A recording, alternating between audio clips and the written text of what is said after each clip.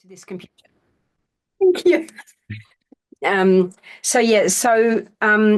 putting together that first video, I was going to do one video that had everything in it, that had the language, that had a practice, and that had some of the history, and then it was too big. So some of that is still in pieces, is sort of in the computer, and some of it I've barely begun yet to do with the practices. And some things I'm still journeying with, and I might be journeying with that for months to come, if not years to come. So I don't want to say anything too definitive about certain things to do with the Gospels, rather other things I'm quite comfortable to speak with some confidence about. So in that first video, we just look at the ancient Middle East as a field of belief, really, a kind of a climate, a way of looking at life. And we kind of need to begin there to understand anything else. I think what going to see The Chosen, we've been following The Chosen as a series since one of the students in my theology class at university, I think it was in 2021, was it? I was at uni. Said to me, "Oh, you must watch The Chosen," and I was like, "I don't know what that is." So we looked it up, and it was an absolutely free, ongoing series of the life of Jesus seen through the eyes of the disciples. So it's fiction based on the Gospels. And really interesting. It's gone on for years. They're only just now at the Last Supper after all this time, because they unwrap a lot of kind of backstory and history and different things through the course of the production. But we were 5 hours in the movie theatre the other day watching The Last Supper being played out in the Garden of Gethsemane, and the betrayal by Judas, and the whole thing. It was really interesting. And so we were thinking, well, wow, the timing is amazing that here we are doing this unit on Yeshua, and at the same time we're sitting through 5 hours of the whole part of John's Gospel. This particular part was taken from John's Gospel, of the Last Supper and the betrayal and the Garden of Gethsemane, and also the cleansing of the temple, where Jesus turns over the tables of the moneylenders. So it's been quite an immersive time, plus looking at the history of Yeshua as a Jew, really, how Jewish Jesus was, is quite incredible. And I don't think we'll be able to do all of that justice in this unit, but there's a little light touch of that. And on the page, when I make up the web page, I'll put some links in to some things that will be interesting, different kinds of explorations. And the language aspect also, will look at that, because there are so many different opinions about how to approach the Gospels from Hebrew, Aramaic, and Greek. And I'll provide a few links for that as well. And then in the third video, which will be on that page as well, we'll be exploring several practices. I think there'll be about 3 practices that we'll look at, of ways that we can work with Yeshua. We'll do one today as well in today's call. But if there's anything you'd like to discuss or share, or anything you've experienced personally with Yeshua, or anything you've discovered about his story, please by all means share it in our call tonight, or we can look at it in our call.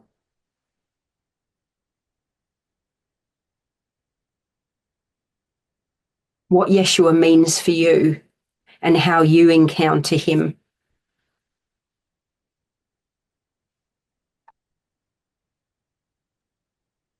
Yeah, I mean, I think you're sort of familiar with a lot of my story there. I mean, I just feel a huge amount of love and connection, like it goes way back, and a lot of my journey has been overcoming all the sort of grief and suffering around the sort of Christian lifetime, but also this absolutely huge grief around Jesus. I mean, I think it came out, didn't it, in healings we'd had, that I probably was there in some form at the time, but maybe, yeah, Mm. not really able to understand what was going on. Mm. Um, and my journey in this lifetime, I think when I was um, young teenager, I mean, I went to church and Bible groups and was just desperately trying for that sort of connection they talk about, the individual connection. It never came. And I just sort of, in disgust, threw the whole lot out. And then, I don't know, in my 30s, I started doing spiritual healing. It was just coming through me. And I just had a real sense in the bath one day of Yeshua coming and sort of taking my hand, and I've just felt that connection ever since. It makes me a bit sort of emotional to think of it.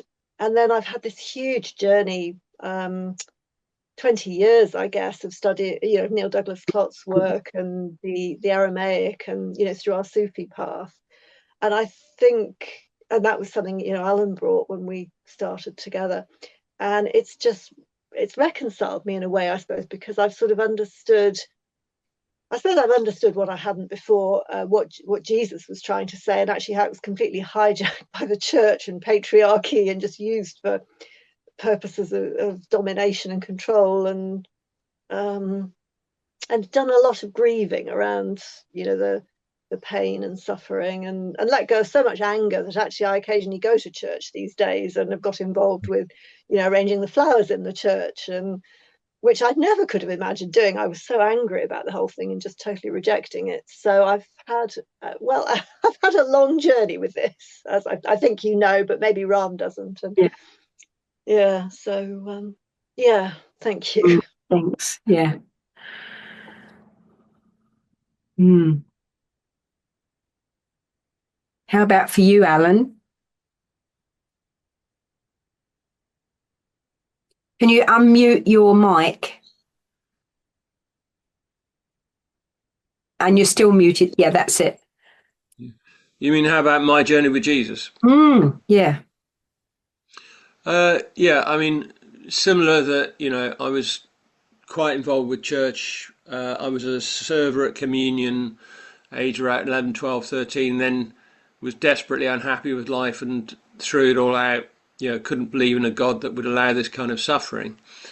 And was then involved in a Buddhist path in my 30s. And it was really through Neil Douglas Klotz and the Aramaic Lord's Prayer that I came back into Christianity in my early 40s. So, it's now been with me for over 30 years. And yeah, I mean, I have periods of really deep connection with the love of Jesus, but it's periods of connection. So, for example, Easter of this year, about a month ago, I actually spent on an island off the coast of Wales called Caldy Island, which has been a monastic site since 600 and something. Mm. And so I was in a Cistercian monastery, just me and one other bloke with 7 wonderful elderly monks doing Easter really thoroughly. 6 services a day from 6:30 a.m. Lord's, terst, compline, the whole thing, and that was a really deep experience of the suffering of Jesus and the love of Jesus. So it's not with me all the time, but it's kind of, if I make an effort to reach out to the love of Jesus, I can find it.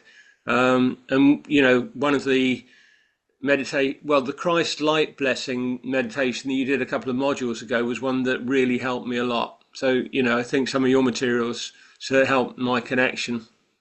Mm. Yeah. Mm.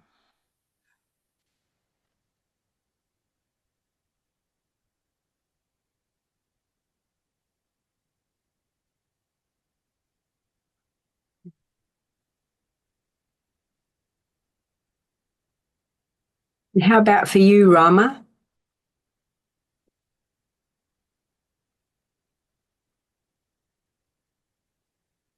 Interesting.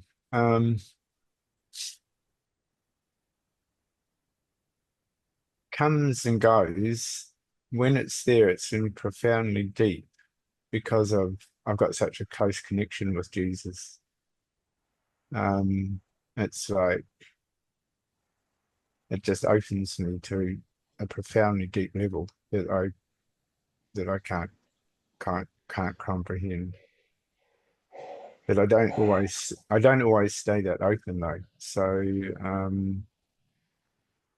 that I know I always feel he's there, like, Mm. and it's me that comes and goes. So yeah. Um mm, Mm. yeah, that would be. Yeah. Mm. And Jesus wasn't big on your path as a young person, really. No, I mean, yeah, I was brought up in a as a child, I got brought up in the Lutheran religion. I went through the confirmation and Bible study, but I was pretty disillusioned. Like, Linda, I hear what you're saying about that. And then it was many years later that I started kind of meditating and researching, and it really wasn't about Jesus or Christianity for a long time, and Buddhism was quite big there for a while, and studying other things. And it was only in probably since meeting Helen was the orientation, that Yeshua orientation, got stronger and stronger. And as I healed and opened and had different experiences, that connection just grew and grew. Um, And yeah, so to me, he's like a brother. Like, he's really is. Like, I can see him and feel him, and I know who he is. I know what that being really is. So yeah, it's very, very special. Mm. And I know that any time he could just appear, and and something would happen. So I know that if it's not happening, there's a reason it's not happening, that's fine. But I know if something needed to happen, or I needed some guidance or some experience, something that Mm. was beneficial for me, well, it would just happen. So yeah. Yeah. It's like we ended So up in Jerusalem twice, not really yeah. intending ever to go to Jerusalem, but we ended up there on two separate occasions. Quite different Mm, experiences, both times in the old city, and then in Galilee, I was thinking about that. Tiberias, yeah. Um, and we went to Haifa, and we ended up having to drive through Israel because we missed a plane. And it ended up being important that we drove, um, and had that experience. But yeah, so I just going to say, I was just going to add something just popped in since June last year, when Yeshua was with Helen and myself, and he said to stop everything. And it was a deepening process, and I noted through the process that he was guiding us quite specifically, but also there was a letting go process, that my connection with the ascended masters and Babaji, and that I've been really, really open to, kind of fell away. It was an interesting, and I could see that this going home was just between me and God, was just between me and the presence. And so a lot of the way that I was orientating spiritually actually changed completely over the last probably 6 or 8 months.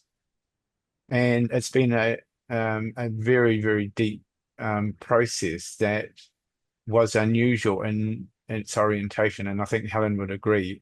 It was something, and Ellen, I hear you saying, and it's true, there's a loneliness because it's just between me and God, right? That's it, period.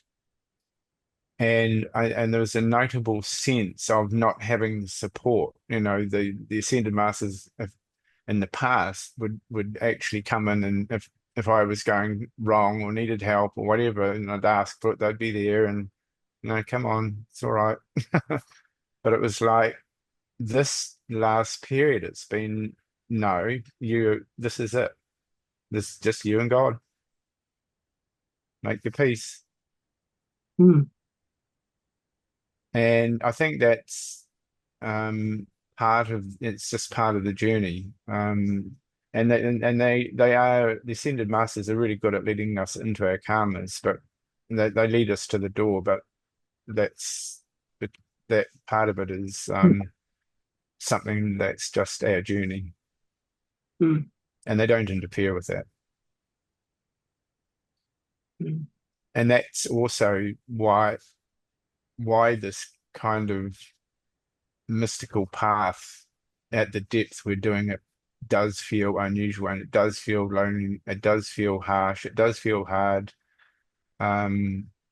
because to the way that we've lived as these biological human organisms, it is quite a different journey. It is quite a different experience. And Jesus is very good, I've noticed, as a teacher because he's so pure, at kind of emptying us out, at kind of stripping away all the layers. And I think that's what's actually happening with Christianity at the moment, is a lot of those layers of, medieval Christianity and Protestant Christianity and Catholicism and the pomp and pageantry of the church and the rigidity, and also the severity of some of the disciplines among contemplatives. A lot of those things that were the constructs of later centuries are being stripped away. And whether you take it back to the Aramaic, to the earliest that we have in the Aramaic, or whether you take it back to the earliest Greek that we have, both of them are pretty raw when you read them. And they're not the King James version. They're not that version of Christianity from 1600, 1700, 1800. It's a passionate and direct teaching. And it's actually quite simple. It's quite a simple teaching that was delivered with a huge amount of transmission. Most of that is in the light transmission, not so much in the words. The words themselves are fairly simple, or the teaching, the thematics are really simple.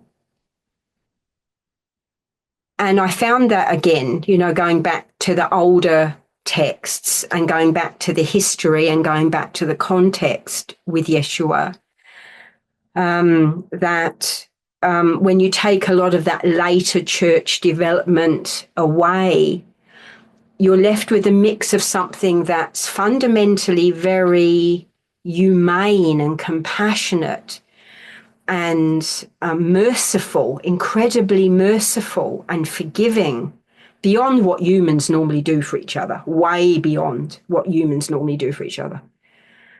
And a very intimate relationship with God, very directly through him. He's saying, lean on my Shem all the time, lean on my Shem.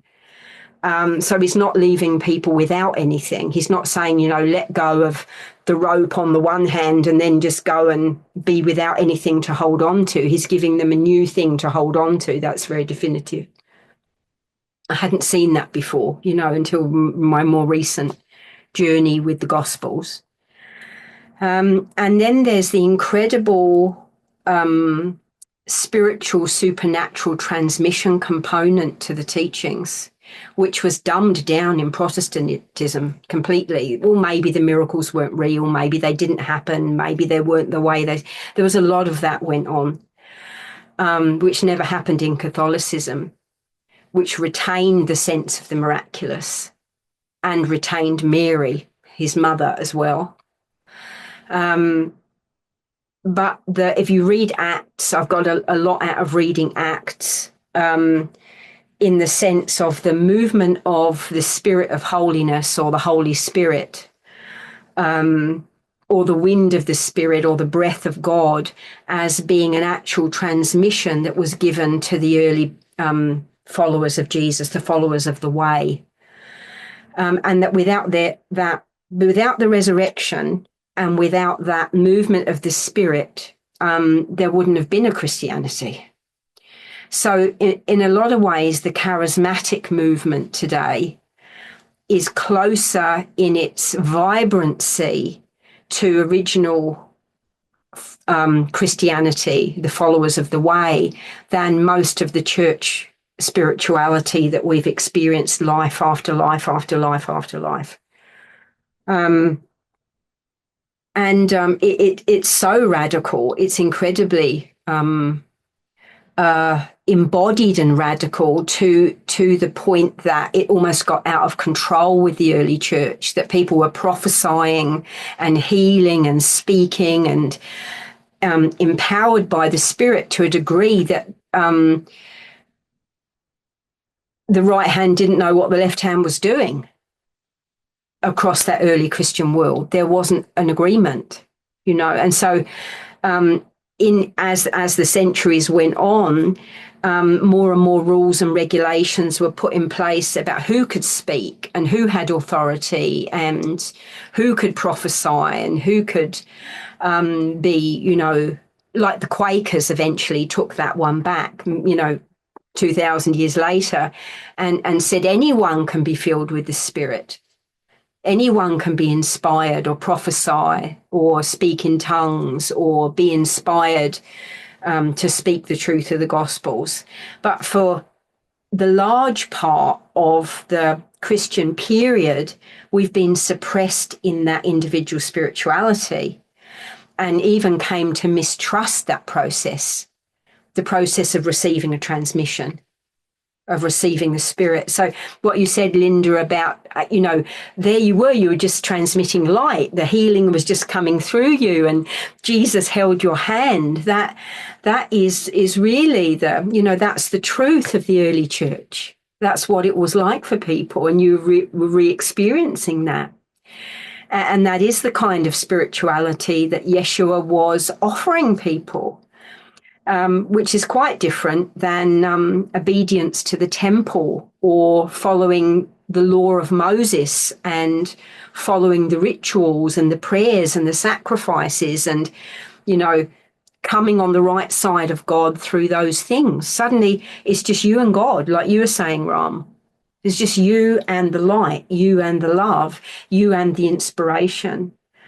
And so in modern times, it's been a bit split between the charismatic churches who see Jesus in a certain way, but who are very surrendered to that transmission, and the conventional churches, the more orthodox churches who don't like people standing up and speaking in the Spirit. There's a rote formula for going to church and being in church with each other. And then there's the New Agers who adopted Jesus as the ascended master, who also say they receive a kind of transmission, but are looked upon with suspicion by all the churches. And yet it's really all, different expressions of the Shem of Yeshua and the teachings of Yeshua. So he's really made a big effort to bring forth new inspirations that unify things a bit more. So he has, the Course in Miracles is one of them. The teachings of the art of spiritual peacemaking was another one. It's very interesting that James Twyman, who wrote The Art of Spiritual Peacemaking with Yeshua, has become a Franciscan monk now. He's actually taken the vows. He's in a conventional religious order. And he's been ordained in the Episcopal Church in the United States. think it's the Episcopal Church. So a very conventional religiosity, if you like, compared to his transmission of the art of spiritual peacemaking, which began in the Holy Land when he was soaking in the Dead Sea.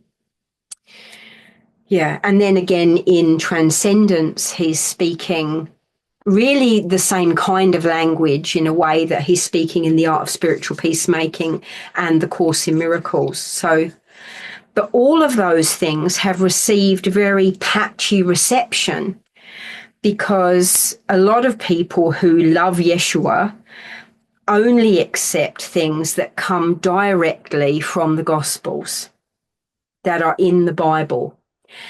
And anything that's outside of that is viewed with suspicion. And that's slowing down, in a way, the next stage of the expression of Yeshua's teachings, which is, we're right at the sort of the leading edge of that coming out into the world and being understood and being lived. So his teachings are very applicable to anyone who has decided to stay on earth and go through the fourth initiation, who isn't just going to the third and then going home to their home dimension or their home planet or going to the inner planes of earth, but for souls that want to go through the physical resurrection and ascension, the teachings of Yeshua are basically indispensable. That's how I see it. So we can go to all these sources. We can go to the Aramaic Peshitta. We can go to the early translations of the Greek.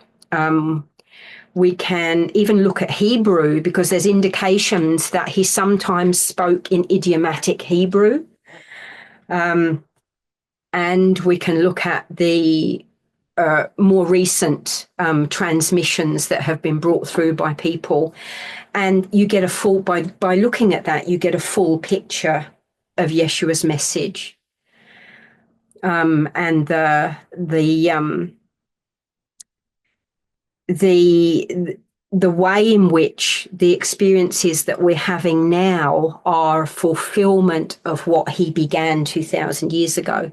So it's not that surprising that many people now are feeling drawn back to Jesus through one pathway or another. There are different pathways. Some people are even going back to Catholicism, the person who plays Jesus in The Chosen is a Catholic. And around him are people, there's a rabbi who's converted to Christianity, and there are people from other denominations that are helping with the historical aspect and the textual aspects so that there's a good kind of spread of understanding. Because it seems like this is the way I see it, we're putting the jigsaw together now. And we're going to get some really big ahas at a really deep level. And as we do that cognitively, and we do like the retrievals inside ourselves, the retrievals of our own past and our own journey, and we turn that into love, from pain into love or confusion into love. And we bring through, the beautiful emanation of everything we've experienced as followers of the way or as Christians over these 2,000 years. And we accept the transmission as it's being given to us now. It's the beginnings of a revolution, a spiritual revolution involving millions of people. And one of the keys is the willingness to open and let the light pour in, to trusting that and to allowing the light to do the work in us, which is something that Jesus advocated right back at the beginning. He said, that it's the grace of God that does the work, that does the healing and works the miracles. Ram and I have been, kind of pondering this and looking at this and being with Yeshua on this.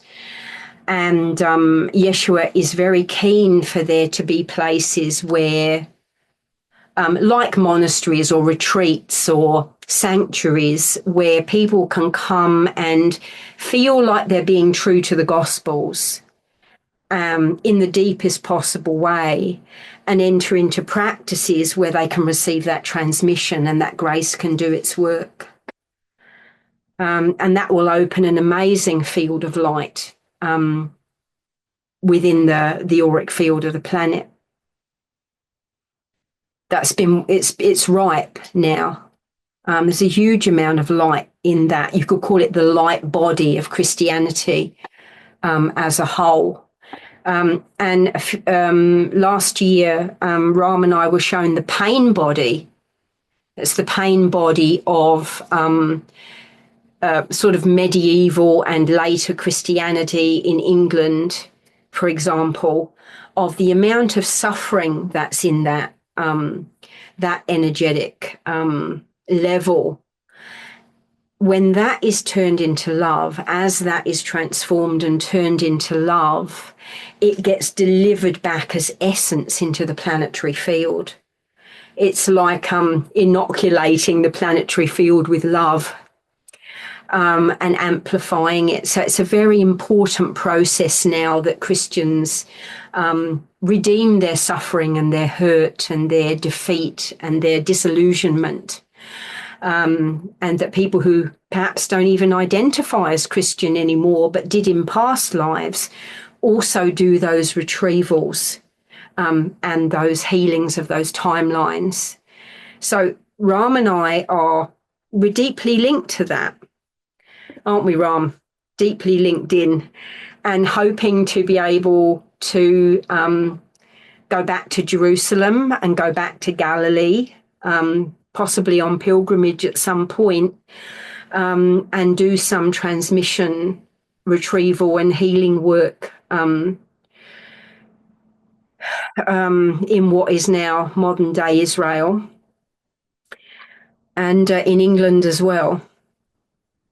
It can be done from anywhere, and it can be done purely internally, but it's extremely potent, powerful to do that in groups and to do it in location as well. Some things only happen on location, don't they, Ram? I was thinking about Ram and the Cardo. We were the first time we went to Jerusalem, and I was told, go to the heart of Jerusalem, and we had like 3 days, and I'm like, I don't even know where the heart of Jerusalem is. We're in the old city, and staying in the old city, and I'm walking down one of these old streets, and there's this plaque on the wall, and I read the plaque, and it said the Cardo. And of course, that means the heart, the heart of Jerusalem. And so we found that there was an area where they'd excavated, which you probably know if you've been to Jerusalem, where they've excavated down to the original Roman road that ran through the heart of Jerusalem, and sort of from gate to gate. And we went and sat in the Cardo, and massive retrievals happened. Ram got so filled with light, it was actually violet, that we almost had to carry him back to our accommodation. And he had a physical fever. It wasn't just an energy thing that went. He actually had a physical fever, and it lasted an hour. And I just sat with him while he had this fever, and I was told, it's all right, don't get worried, you don't need to call a doctor. This is a process, and it will pass. And sort of after an hour, the fever literally vanished. When the karmas, the samskaras that needed to be burnt out of Ram's field had at that time had been burnt out. And he just got up and said, I'm ready to eat now. I'm ready to eat and drink, like there'd been nothing wrong with him, So anything can happen. It can happen anywhere. And it's been our sense in our meditations with Yeshua that many people need to go through things like this. And if they're supported enough, if they feel safe, and they feel held, and the context is clear enough for them, then they will go through these massive transfigurations of samskaras, which is a terminology, of course, that comes from Hinduism. We don't actually have any terminology, I think, in Christianity for the other than transfiguration for that. So I think that's all I needed to say tonight in general about Yeshua. What we can do is take a little break and then come back and do a fairly short and simple meditation that I was given this afternoon. So should we do that? Okay, so I'll see you back again in about 5 minutes.